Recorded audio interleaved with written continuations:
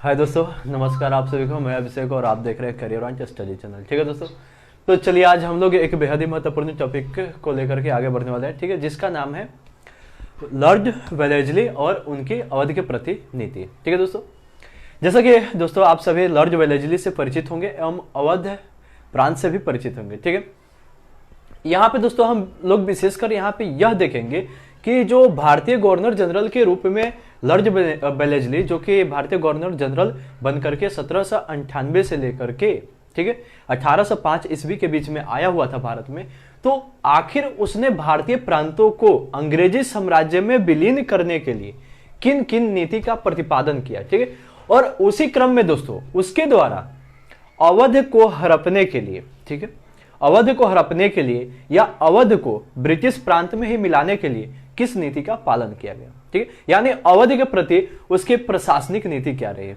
ठीक है, चलिए देखते हैं दोस्तों। इसकी शुरुआत हम लोग, ठीक है, इसकी शुरुआत हम लोग बिल्कुल शुरू से करेंगे।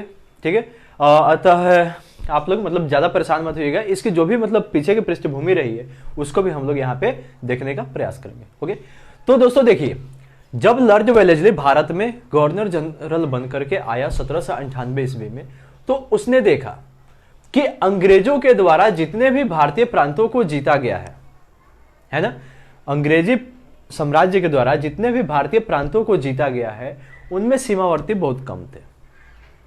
जैसे बंगाल हो गया, ठीक है, और बिहार हो गया, इसके साथ साथ यूपी के भी बनारस वगैरह कुछ प्रदेश थे, जिसको इलाहाबाद के जो प्रथम एवं द्वितीय संधि हुई थी उसके अंतर्गत उसे ब्रिटिश साम्राज्य में मिलाया गया था।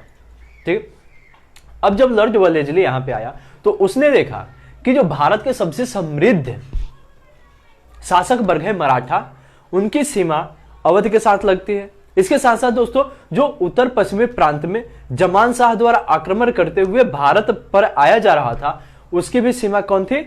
अवध थी। तो वह चाहता था कि भारत में हमारे लिए एक बीमार अवध न रहे, बल्कि यहाँ पे एक स्वस्थ अवध प्रांत का निर्माण किया जाए। और वह कैसे संभव होगा? जब अवध पे ब्रिटिश अधिकारियों का नियंत्रण रहेगा, अर्थात इस पे कंपनी का नियंत्रण रहेगा। ठीक है, अभी तक दोस्तों हम लोग यहां देखेंगे, ठीक है, अभी तक हम लोग देखेंगे कि ब्रिटिश साम्राज्य को केवल दीवानी अधिकार प्राप्त हुए हैं, प्रशासनिक अधिकार अभी पूर्ण रूप से इन लोगों को प्राप्त नहीं हुए थे। अर्थात यहां से द्वैध शासन में सिर्फ इन लोगों को भागीदारी मात्र मिली हुई थी। ठीक है, और इसके बाद से क्या हुई कि जैसे ही द्वैध शासन में इनको भागीदारी मिली और वारेन हेस्टिंग द्वारा आकर के द्वैध शासन व्यवस्था को समाप्त कर दिया गया, तो भले ही कंपनी का जो अवध का या बंगाल का या बिहार का या उड़ीसा का जो भी शासन प्रबंधन था वह एक तरह से कंपनी के लिए, कंपनी के नियंत्रण में आ गई, परंतु यह पूर्ण रूप से कंपनी के नियंत्रण में अभी भी नहीं थी। यहां पे कंपनी अभी सर्वोच्च हुआ करती थी। ठीक है, और ब्रिटिश सरकार द्वारा 1773 ईस्वी में एक रेगुलेटिंग एक्ट भी लाया गया, जिसमें यह प्रावधान किया गया कि जो कंपनी है वह भारत में केवल और केवल अपने व्यापारिक कार्यक्रमों को करेगी। यहां पे किसी भी प्रकार का उनके द्वारा प्रशासनिक कार्य नहीं किए जाएंगे, और यदि ऐसा करने के वो यहां पे प्रयत्न करती है तो क्या किया जाएगा कि उनको भारत से निकाल करके और ब्रिटेन में कंपनियों को प्रतिस्पर्धा दे दी जाएगी कि यहां पे जितने भी कंपनी चाहते हैं कि हम भारत में जाकर के व्यापार करें वे कर सकते हैं। यानी पहले यह प्रतिबंधित था। इसी डर से दोस्तों कंपनी भी यह नहीं चाहती थी कि हम भारत के व्यापारिक कार्यों में ज्यादा हस्तक्षेप करें, नहीं तो हमें ब्रिटिश सरकार बुला लेगी। अब यहां पे दोस्तों हुआ क्या कि जब लॉर्ड वेलेस्ली आया तो इससे थोड़ी दिक्कत थी।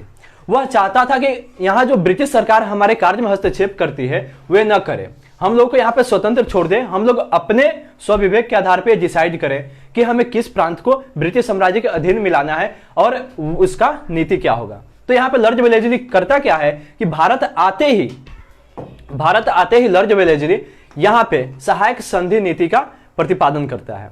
और दोस्तों ये जो सहायक संधि नीति होता है यह एक मकड़ी के जाल के भांति होता है। जिस प्रकार से दोस्तों मकड़ी के जाल में बहुत सारे कीड़े जब फंस जाते हैं तो एक बार फंसने के बाद वे बाहर नहीं आ पाते हैं, ठीक उसी ही प्रकार जैसे ही वेलेस्ली की सहायक संधि नीति में भारतीय रजवाड़े हस्तक्षेप किए और उसमें जाना स्वीकार किए, तो उसके बाद से वे कभी बाहर नहीं आ सके। इसका मुख्य कारण था कि दोस्तों जो सहायक नीति था अंग्रेजों द्वारा प्रतिपादित किया गया था जो भारत में, उसमें नियम कुछ बनाए गए थे, जैसे कि जो भी रजवाड़े ब्रिटेन की सहायक संधि को स्वीकार करता था तो सबसे पहले उसे ब्रिटेन की संप्रभुता को स्वीकार करनी पड़ती थी, अर्थात ब्रिटेन की जो महारानी होगी उसी को अपना क्राउन मानना पड़ता था। इसके साथ साथ यह मानना पड़ता था कि हमारे भारत पे जो सर्वोच्च सत्ता है वह किसकी है, तो ब्रिटेन की है। ठीक है, इसके साथ साथ दोस्तों यदि वह रजवाड़े किसी भी विदेशी को अपने दरबार में रखना चाहते हैं तो सबसे पहले उन्हें अंग्रेजों से अनुमति लेनी होती थी।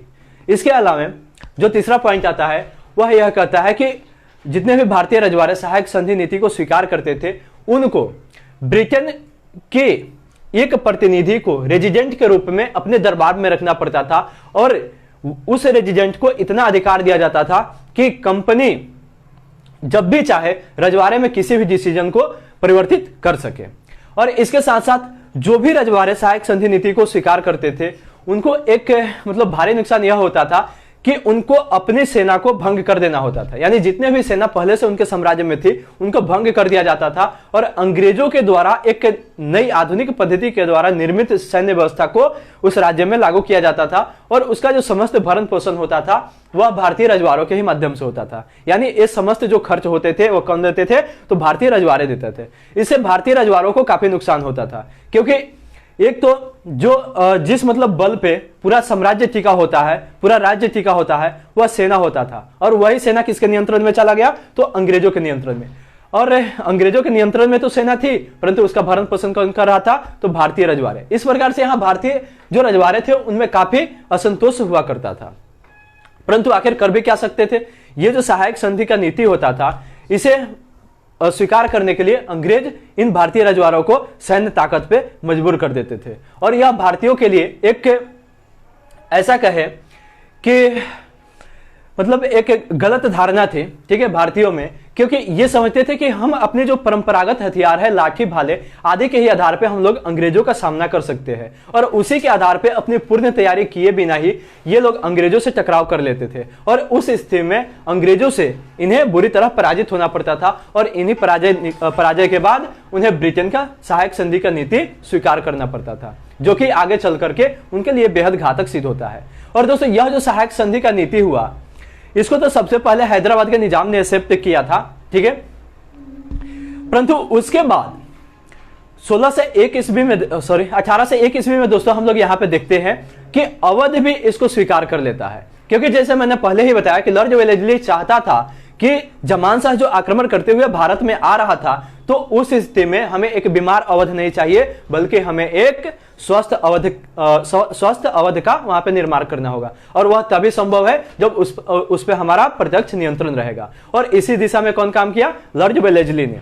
तो यहाँ पे दोस्तों हम लोग देखेंगे कि जो लॉर्ड वेलेस्ली था वह अवध को ब्रिटिश साम्राज्य में मिलाने के लिए सहायक संधि नीति का प्रतिपादन किया और उसे व्यवहार में भी लाने का प्रयास किया। और यही कारण है दोस्तों कि अवध यहीं से धीरे धीरे अंग्रेजों के हत्थे चढ़ते जाता है और आगे चल करके यह आंशिक रूप से ही नहीं पूर्ण रूप से अंग्रेजों का गुलाम बन जाता है। और हम लोग आगे देखेंगे कि इसी असंतोष ने यहाँ पे अवध को गुलाम करने के बाद अंग्रेजों के द्वारा जो भी दुर्व्यवस्था फैलाई गई अवध में, जो भी अपमानजनक व्यवहार किए गए वहां के नवाब के साथ, इन सारे जो प्रक्रियाएं यहां पे हुई उनका जो प्रतिक्रिया है वह हमें 1857 ईस्वी की क्रांति के रूप में सामने आती है।